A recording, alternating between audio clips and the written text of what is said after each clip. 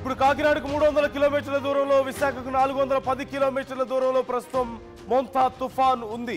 మరికొన్ని గంటల్లో ఇప్పుడు తీవ్ర రూపం దాల్చి దాడి చేయబోతుంది. ముఖ్యంగా కాకినాడ వద్ద తీరం దాటబోతోంది కాబట్టి కాకినాడలో ఉధృత రూపాన్ని చూపించబోతోంది. గంటకు 110 కిలోమీటర్ల వేగంతో అక్కడ ఈదురుగాలు ఉండబోతున్నట్లుగా తెలుస్తోంది. సో ఇప్పటికే కాకినాడలో వాతావరణంలో తీవ్రమైనటువంటి మార్పులు కనిపిస్తున్న నేపథ్యంలో అక్కడ పరిస్థితి ఎలా ఉందో మనం తెలుసుకోబోతున్నాం. బట్ బిఫోర్ దాట్, మరోవైపు ఉప్పాళ్ళలో మనం ఇంతకుముందు సిచ్యువేషన్ చూసాం. చాలా మంది మత్స్యకారులు మేము అక్కడి నుంచి వెళ్ళాం, మేము ఇక్కడే ఉంటామని చెప్తున్నటువంటి పరిస్థితి కనిపిస్తోంది. మరోవైపు నిన్నటి నుంచి కురుస్తున్నటువంటి వర్షాలు కొన్ని ఇల్లు కూలిపోయాయి. సముద్రం మట్టం కూడా చాలా పెరిగే అవకాశాలు కనిపిస్తున్నాయి. అలలు ఎగిసి పడుతున్నటువంటి పరిస్థితి కనిపిస్తోంది. సో భారీ వర్షం పడబోతున్న నేపథ్యంలో మరి అక్కడ పరిస్థితి ఎలా ఉంది, ప్రజెంట్ ఎలా మారుతోంది, అధికారులు ఏం చర్యలు తీసుకుంటున్నారు అనేది కూడా చాలా కీలకంగా మారింది. మరి మత్స్యకారులు ప్రమాదం బారిన పడే అవకాశం ఉంటుంది కదా, ఇలాగే ఉండిపోతే అక్కడే ఉండిపోతే ఒకవేళ అలలు ఎగిసిపడ్డా లేదంటే భారీగా వర్షం పడి ఈదురుగాలు భయంకరంగా ఉన్నా సరే పరిస్థితి మరింత దారుణంగా మారే అవకాశం ఉంటుంది. మత్స్యకారులు చాలా నష్టపోయేటువంటి అవకాశం ఉంటుంది. మరి వాళ్ళు ఒప్పించడానికి ప్రభుత్వం ఏం చేస్తుంది, అక్కడి నుంచి ఎలా తరలించబోతున్నారు వాళ్ళందరినీ? వాళ్ళు చెప్తున్నది ఏంటంటే, మేము ఇక్కడ మా ఇంట్లో ఉన్నటువంటి వస్తువులన్నీ ఇక్కడే ఉండిపోయాయి, విలువైన వస్తువులు కానీ అదంతా ఉండిపోయాయి, మేము వాటిని ఎలా తీసుకువెళ్ళగలం, ఇప్పటికిప్పుడు వెళ్ళిపోవాలంటే ఎలా వెళ్ళిపోతాం, ముందే జాగ్రత్తలు తీసుకోవాల్సింది కదా అని ప్రభుత్వాన్ని ప్రశ్నిస్తున్నటువంటి తీరు కనిపిస్తుంది. బట్ గతంతో పోలిస్తే ప్రభుత్వం ఈసారి చాలా అలర్ట్గా ఉంది, చాలా సందర్భాలతో పోలిస్తే ఈసారి చాలా అలర్ట్గా ఉంది, అన్ని చర్యలు తీసుకుంటోంది.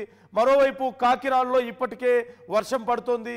కాకినాడ, ఇటు కోనసీమ, అలాగే ఆ ప్రాంతం అంతా చుట్టుపక్కల ప్రాంతం అంతా కూడా, ఏజెన్సీ ప్రాంతం అంతా కూడా ఇప్పటికే తడిసి ముద్దవుతున్నటువంటి పరిస్థితి కనిపిస్తోంది. ముఖ్యంగా కొండ చర్యలు విరిగిపడే అవకాశం ఉందంటూ కూడా ఎప్పటికప్పుడు హెచ్చరికలు జారీ చేస్తున్నారు.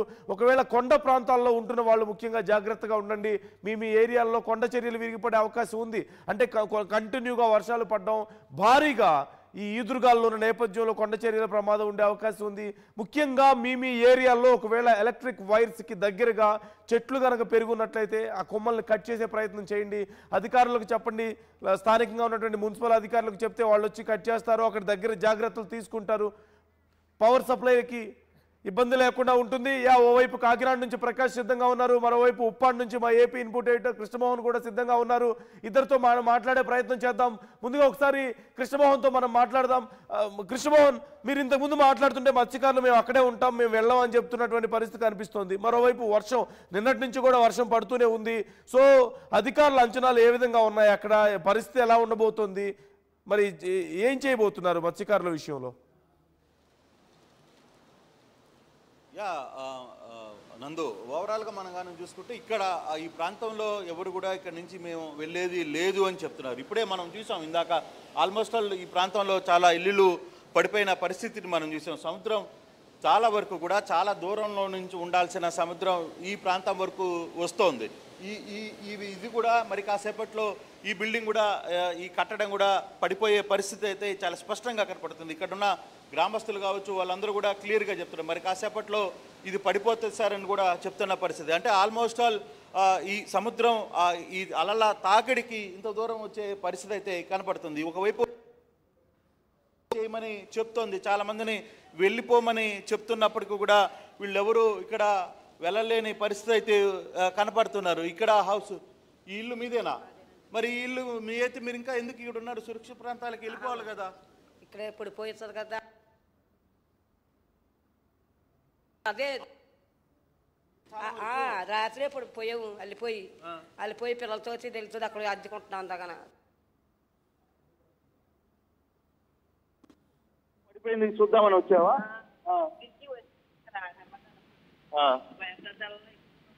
అవును, ఇదంతా పోయిందిగా, ఇదంతా మరి కాసేపట్లో నీకు ఇదంతా కూడా కూలిపోద్ది మొత్తం. మరి ఇక్కడ ఎందుకు ఉంటున్నారమ్మా, మీరు వెళ్ళిపోవాలి కదా.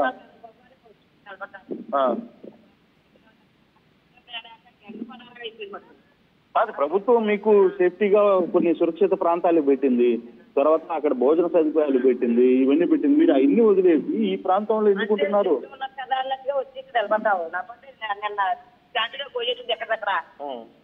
ఎక్కడికి వెళ్ళాలో చూడటే కదా దాచి పోతాం, మా పోతాం కదా, ఉంటాం ఏంటి అంతగాని కూర్చోపు ఉండే ఎక్కడ దగ్గర ఉంటావు ఏ పెంచలు అంటావు. అంటే నీ ఇల్లు ఎలా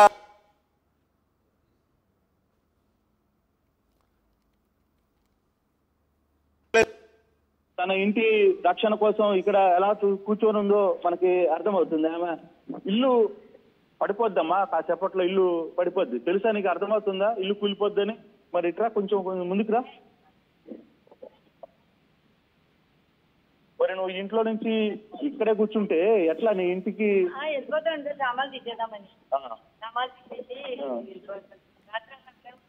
రాత్రి ఆడే ఉన్నావా? మరి ఉదయం ఎందుకు వచ్చావు? మరి సామాన్ల నుంచి వచ్చేవండి, ముక్కలు అయి ఉన్నాయి కదా కట్టుకున్నాయి.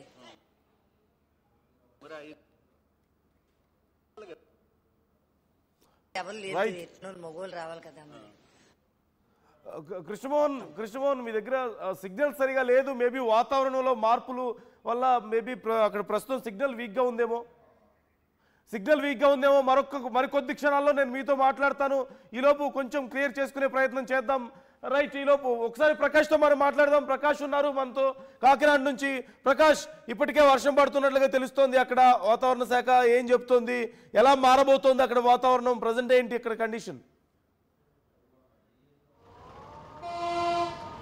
నందు, నిన్నటి నుంచి కూడా వర్షం అయితే తగ్గుముఖం పట్టలేదు. అలా కొంచెం గ్యాప్ ఇచ్చినా మరి వర్షం అయితే రాత్రి నుంచి కూడా పడుతుంది. అంటే నిన్న ఉదయం మొదలైనటువంటి వర్షం అయితే అడప అన్ని ప్రాంతాల్లోనూ, మరి కొన్ని ప్రాంతాల్లో అయితే మోస్తరుగాను, కొన్ని ప్రాంతాల్లో అతి భారీ వర్షాలు అయితే నమోదైనటువంటి పరిస్థితి అలాగే ప్రధానంగా కనపడుతుందని చెప్పాలి. అలాగే ముఖ్యంగా కాకినాడలో అయితే నిన్నటి నుంచి కూడా సముద్ర తీరం వెంబడైతే పక్కన అలలు విరుచుకుపడుతున్నటువంటి పరిస్థితి ఉంటూ పక్కన వర్షం బయటికి వెళ్ళాలన్నా సరే చాలా ఇబ్బందికర పరిస్థితులు. ఈ నేపథ్యంలోనే అలాగే మరింత తీవ్ర రూపం దాల్స్తున్న నేపథ్యంలోనే ఇప్పటికే కాకినాడకి సమీపంలో ఉన్నటువంటి ఈ యొక్క తీవ్ర తుఫాన్ అయితే మరింత విధ్వంసం సృష్టిస్తుందని పక్కన అధికారులు అయితే హెచ్చరికలు అయితే జారీ చేస్తున్నారు. మన ప్రధానంగా తెలిసిందే, ప్రస్తుతానికైతే మచిలీపట్నానికి 230 కిలోమీటర్లు, అలాగే కాకినాడకి అయితే 310 కిలోమీటర్లు